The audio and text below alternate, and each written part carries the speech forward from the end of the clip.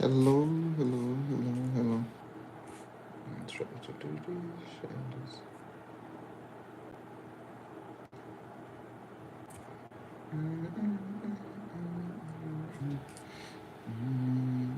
I'll be very quick on this. So, yeah. So, what are people here saying?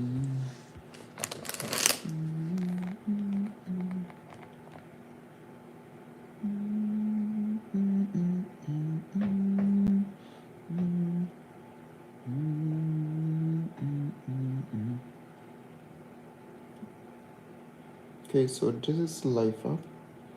If this is your first time seeing us, we do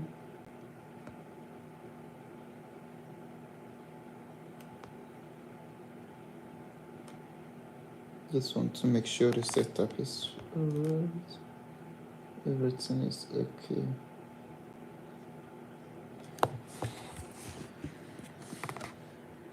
Okay, so now I can go ahead and then start the broadcast.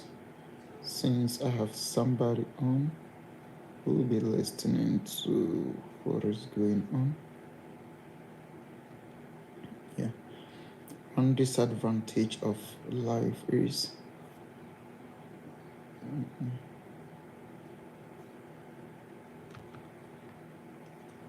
when it is time for you to complete the live, it is there that you see a lot of people coming on, and then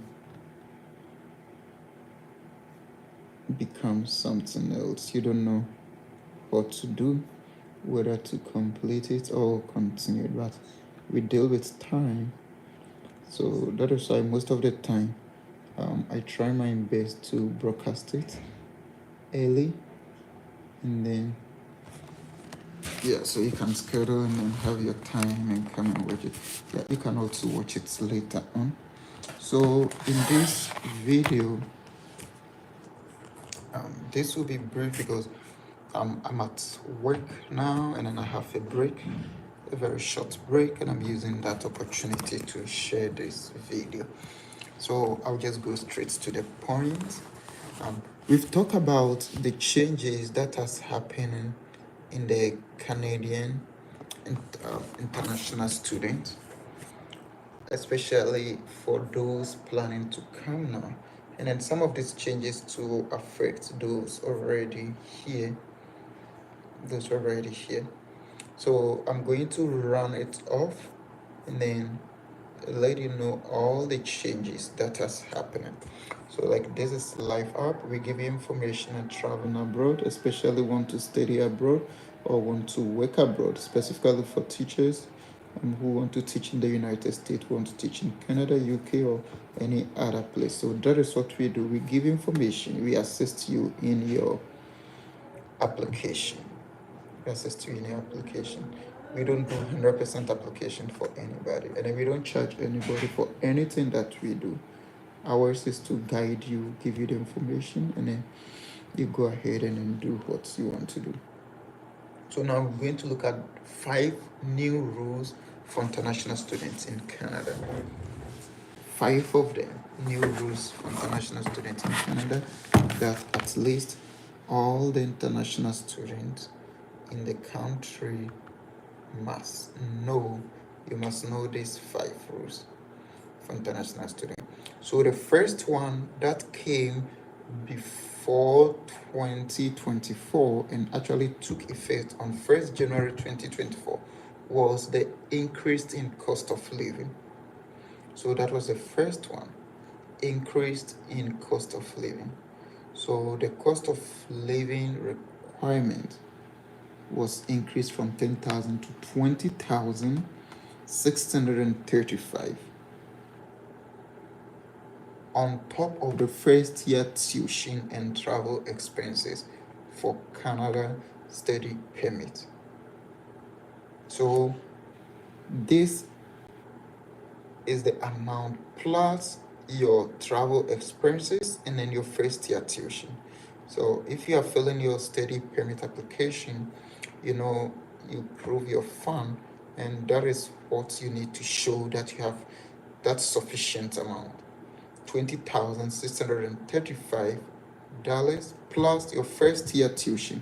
So first year tuition will depend on the school you are going, and then the program you are taking, and then your travel expenses. So your travel expenses will also include, will depend on where you are traveling from or the country which you are applying from. So with this one, if you are coming alone, that is just you, that is where you have that. But let's see if you are coming with a family member. So if you are two, maybe you and your spouse, then you pay. It's not that you pay. You show, you prove 25,690. This one does not include your tuition. So this plus your first year tuition and your travel expenses. 25,690. If you are three, $31,583. This does not include your tuition, your first year tuition, and your travel expenses. If you are four, $38,346. If you are five, $43,492. If you are six, $49,551. And then if you are seven, you're paying $51,611. And then if you are more than seven, then any additional dependent or any additional family member will pay 5,559. I know you're not going to bring a lot family members to Canada, but if that is what you want to bring, that's your dependent, your spouse, and then your children, and people that depends on you, that you need to travel with them. That will be the requirement that you need to pay, or the money that you need to pay for them to come here. Turn my light on. It's not that the money you need to pay, but your proof of fund. That is the proof of fund that you need to show. So that is the first one. So the number one changes that happen, and this happened before the end of the year, and then it started on the first. So that is number one. Number two changes is the cap of numbers of international students coming to Canada. I've spoke about this, but since I'm doing this video to put all of them together, so the cap. So we know that the visa cap, or the visa for international students, has been reduced by 35,000. By 35,000. So for this year, what the Canadian government is saying is not going to accept more than 660,250 like visas, like people coming to the country. So that is why the cap came. Then student is going to be 360,000. So for study permit this year and next year is going to only be 360,000. Not this year and next year 360, but this year 360,000, next year 360,000. Unlike last year, that was above 500,000. It was 570 something thousand. But this year, so it has been cut down by 65%. So this is for you to know that before you apply for the study permit, you should have in mind that the number of admission visa issued will not be the same as previous years. So that is number two changes. So the first one is the expenses, living expenses increase, and then the second one is the cap that has happened. There's exemption in the cap. So the cap does not include new study permit application or extension from within Canada. So if you are already in Canada here, then you are applying for your study permit or you are extending your study permit, you are not included in that number. So that number is for those who are applying from outside Canada. And then that study permit does not include like secondary and then primary school level. It does not include them. So that is it. And then study permit to study in graduate degree program at a master's or doctorate degree. So those who want to study at a master's degree or doctorate degree, PhD, or any other doctorate is not affected with this cap. So there are three exemptions. Those applying inside Canada or extending their study permit are exempted. And then for the K-12, that is the primary and secondary school, they are also exempted. And those who are applying for master's and then PhD doctorate degree are also exempted. So that is number two changes. Number three is the PAL. That is the provincial attestation letter. So as it was announced on the 22nd. Now before you apply for your study permit or your study permit to be granted, you need to get a letter, attestation letter from the province where your school is. You need to get that attestation letter from the province. Now they're going to go that one PAL. So unlike before that you only need your letter of acceptance to apply, you now need, after you've gotten your letter of acceptance, you need to get province attestation letter as well from the province where the school is. There is exemption in this one too. So I'll tell you the exemption in a minute. But so the process of issuing the province attestation letter at the province or territorial level is yet to be developed because they just announced to them.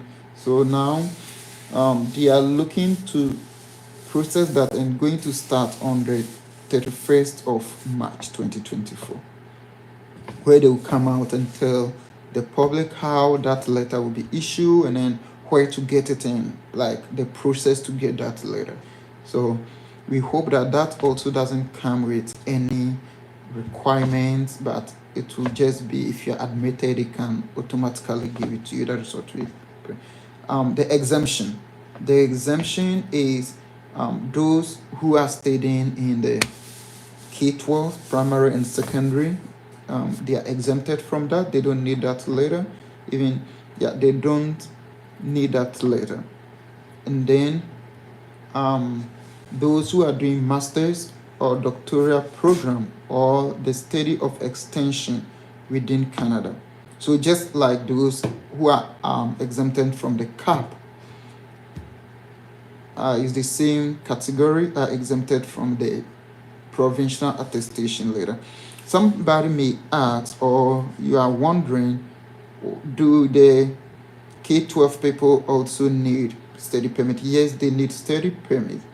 There are schools here that are internationally accredited. You can apply as a high school student and come and study in those high school. Yes, you do that. You need that permit, especially if you are not coming with your parents. But if your parents are migrating here and then you are their dependent, that is where like you get that visa that comes with you and then you can register at the school. But if you want to study at the high school here, then you need to apply for a study permit and then you come and study here. So number 4, so we talk of 3 changes. We say we're talking of just 5 changes today. Number 4, spousal open work permit eligibility changes. Yes, so spousal open work permit eligibility has also changed. Let me explain this. We have 2 type of work permits in Canada. We have the open work permit and then we have the closed work permit. In most cases, principal applicants for work permit get closed work permit.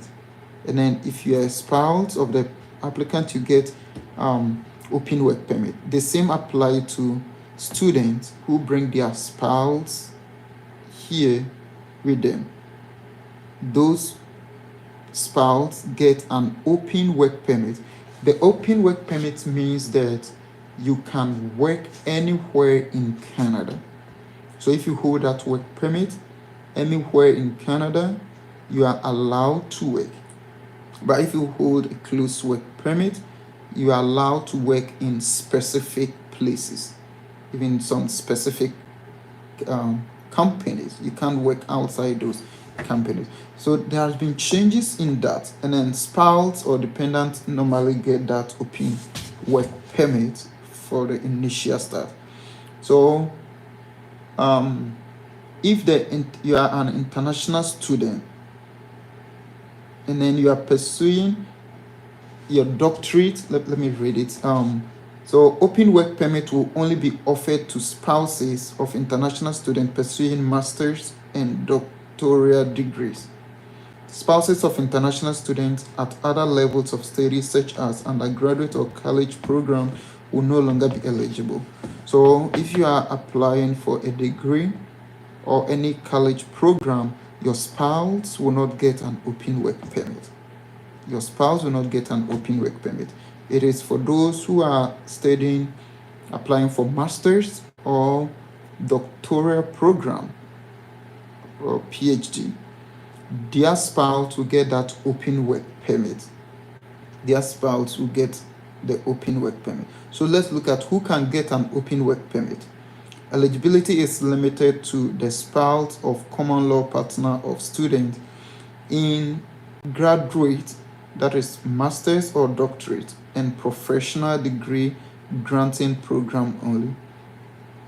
Once these changes are in effect, spouses and common law partners of international students seeking to extend their existing work permit will continue to be eligible under this stream. So who will not be eligible for spousal work permit? Who will not be eligible? So the spouse and common law partners of international students in other levels of study, including undergraduate and college programs, just as I said, they will not be eligible for this type of open work permit. Another changes, number 5 changes. So changes to postgraduate work permit eligibility. So starting February 15th, today is February 5, so it's 10 days to come, 2024. Those who complete a master's degree program in fewer than 2 years and meet all other postgraduate work permit eligibility condition will be eligible for a longer 3-year post-graduation work permit. So there will be an increment for 3 years postgraduate work permit, and then the length of the postgraduate work permit for programs other than master's degree will remain consistent with the length of study up to a maximum of 3 years. So now those who do masters or doctorate, they will be allowed to work for 3 years, even though if their program is less than 2 years, they will be allowed to get 3 years work permit. So this is a good change for those who are in, or those who are coming to do maybe a 1 year master's program, a 1.5 year, a 2 years master's program. You will still be eligible to get postgraduate work permit for 3 years. But for others, you get it based on your number of years that you study, and to a maximum of 3 years. 3 years. Who qualify for a longer postgraduate work permit? So that will be graduates of at least 2 years program in postgraduate work permit qualified approved learning institution, as well as graduate of master's degree program lasting fewer than 2 years are eligible for 3 years postgraduate work permit. Yep. So this is a good change. For those who are doing masters and then other PhDs and other postgraduate work permit postgraduate programs. So, but we continue to say that starting on September 1st, 2024, international students who begin a study program as part of a curriculum licensing arrangement will no longer be eligible for postgraduate employment permit after graduation. So there are some colleges that have affiliation with other colleges. Starting September 1, 2024, if you graduate from those schools, you will no longer be eligible for postgraduate work permit. So who is eligible for postgraduate work permit after graduating from a public-private partnership program, college program? Who will be eligible and who will not be eligible? International students currently enrolled will remain eligible for a postgraduate work permit if they meet other program eligibility criteria. So those who are currently in the program will be eligible, but new students who are now enrolling will not be eligible. So now you have to get a public school. So if you enroll in any private school that have a partnership with public school, you will not be eligible for postgraduate work permit. After your school, you are done. You will not be eligible for postgraduate work permit. So these are the 5 changes that is affecting or helping, new international students coming. So I think all of them is a big blow. All of them make the criteria difficult. The only one that help is for the 3-year postgraduate work permit for masters and doctorate. That is the only one that help. All others bring things down, has cut things off. So that is it. There are individual videos on each of them, but this is just to collaborate all of them, and then the 5 changes that Canada IRCC has made to students coming to Canada this 2024. If you watch some of the previous video, I gave my opinion on what you can do to still secure your study permit successfully, though these changes will affect, but to me it's also a very good way because it gives the chance to those who really qualify, and it will be easy for them to also enter that. So that is it for today. Like I told you, this was a break for me that I said let me come on and then share this information with you. So thank you. If you have any question, do not hesitate. Let me know. I'll help you out with it. See you next time. Bye.